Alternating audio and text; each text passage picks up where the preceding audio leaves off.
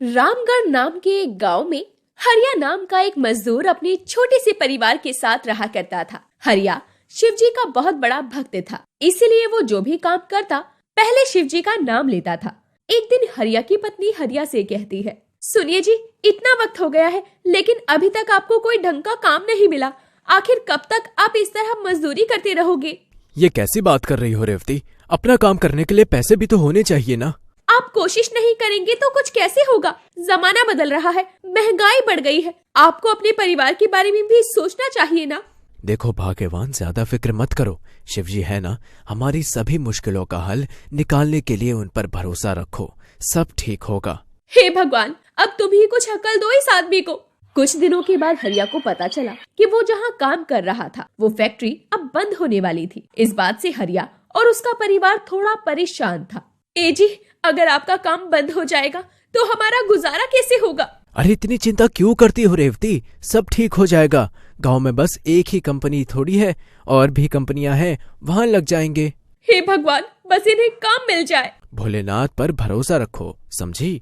इतना कहकर हरिया वहाँ से चला जाता है और हर जगह काम तलाशता है, लेकिन उसे कहीं भी काम नहीं मिलता, जिससे वो बहुत परेशान हो जाता है। कुछ दिन तक काम ढूंढने के बाद उसे बस निराशा ही हाथ लगती है। एक दिन उसकी पत्नी उससे कहती है, सुनिए जी, इतने दिन हो गए हैं, अभी तक आपको कोई काम नहीं मिला। हाँ भाग्यवान, मैं भी हर जगह काम तलाश चुका हूँ, लेकिन कोई भी काम देने को राजी ही नहीं है। मेरे पास एक तरकीब है। कैसी तरकीब? ये मेरे कुछ गहने हैं, इन्हें बेचकर आप अपना कुछ काम कर लीजिए। नहीं रेवती, ये तुम क्या कह रही हो? भला ये मैं कैसे ले सकता हूँ? ये तुम्हारी अमानत है, तुम्हारे गहने हैं। ऐसा नहीं है जी, गहने होते ही इसीलिए हैं ताकि मुश्किल वक्त में ये हमारे काम आ सके। आप इन्हें ले जाइए और अपना काम शुरू कीजिए। अच्छा ठीक है, तुम इतना कहती हो तो मैं ऐसा ही करता हूँ। हरिया उन गहनों को बेच देता है और कुछ पैसे उधार लेकर एक ट्रक खरीद लेता है और लोडिंग का काम शुरू कर देता है। देखो रेवती, मैं क्या लाया हूँ। अरे वाह, क्या ये हमारा ट्रक है? हाँ, इस ट्रक के सहारे मुझे कई जगहों पर लोडिंग का अच्छा काम मिल जाएगा। अब जल्दी से इसकी पूजा करो, फिर शिवजी का नाम लेकर इससे काम शुरू कर देते हैं। हाँ बिल्कुल, अभी रुकिए, मैं अभी पूजा की थाली लेकर आती हूँ। रेवती पूजा की थाली लेकर आती है और हरिया उस ट्रक का उद्घाटन करके अपना काम शुरू कर देता है और कुछ दिन तक बहुत अच्छा काम चलता है। हरिया उस ट्रक को चलाकर अपना सारा कर्जा चुका देता है। मैं ना कहता था, भगवान शिव का नाम लेकर कोई भी काम शुरू करेंगे तो सब ठीक होगा। बस भगवान की कृपा हम पर बनी रहे। जी, आप बिल्कुल सच कह रहे हैं। और आपको याद है ना, 2 दिन के बाद हमें हरिद्वार जाना है। मैंने भगवान से मन्नत की थी कि अगर हमारा काम दोबारा चलने लगेगा तो हम हरिद्वार जाएंगे भोलेनाथ के दर्शन करने। हाँ मुझे याद है, हम सब चलेंगे। मुझे बस कल रात तक का एक सामान पहुँचाना है, फिर हम अगली ही सुबह हरिद्वार चलेंगे। जी ठीक है, मैं तैयारी शुरू करती हूँ। हरिया वहाँ से निकल जाता है और अगली रात हरिया ट्रक में सारा सामान लोड करवा लेता है। सुनो, ये सारा ही सामान बहुत कीमती है, तो ध्यान रखना सारा सामान आराम से अपनी जगह पहुंच जाए। और तुम्हें कल सुबह से पहले सामान लेकर जाना है, तो ऐसा करना शॉर्टकट से ले जाना, लेकिन रास्ते में कहीं भी गाड़ी मत रोकना, समझे? गाड़ी नहीं रोकना मतलब? मैं आपकी बात समझा नहीं। मैंने जितना कहा है उतना सुनो, और बस गाड़ी मत रोकना, चाहे जो भी हो जाए, और वक्त से पहले अपनी जगह पहुंच जाना। समझ रहा है ना तू? इसके मैं तुझे डबल पैसे दे दूंगा।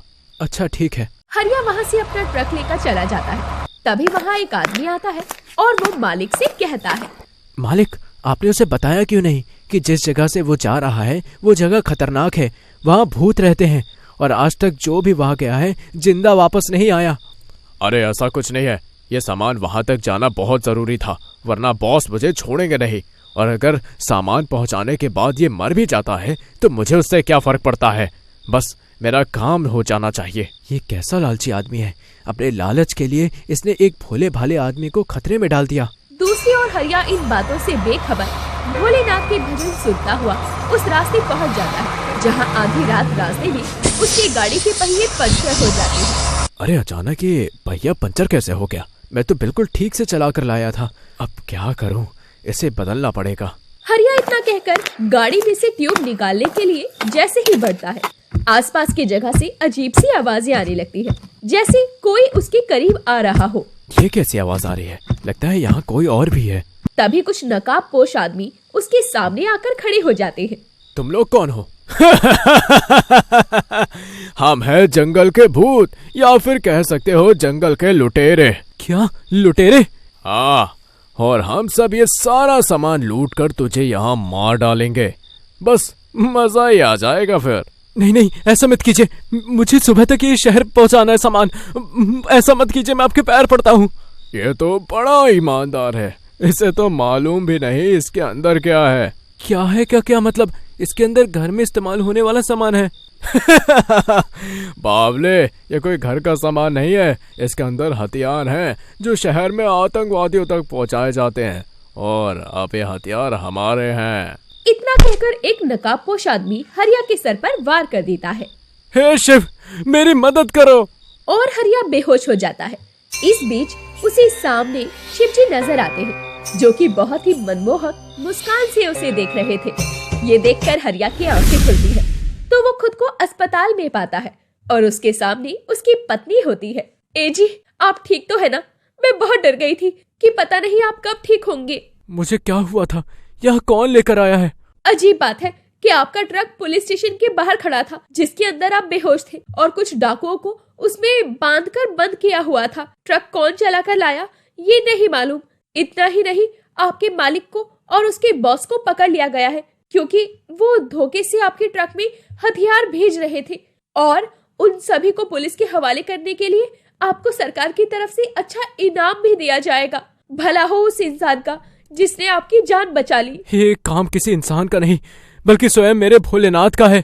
अगर धन्यवाद करना है तो भोलेनाथ का करो, क्योंकि मैंने सपने में देखा कि वो मेरे सामने बैठकर मुस्कुरा रहे थे। उन्होंने ही मेरी रक्षा की है। ये तो सच में बहुत अच्छी बात है। हर हर महादेव। हर हर महादेव।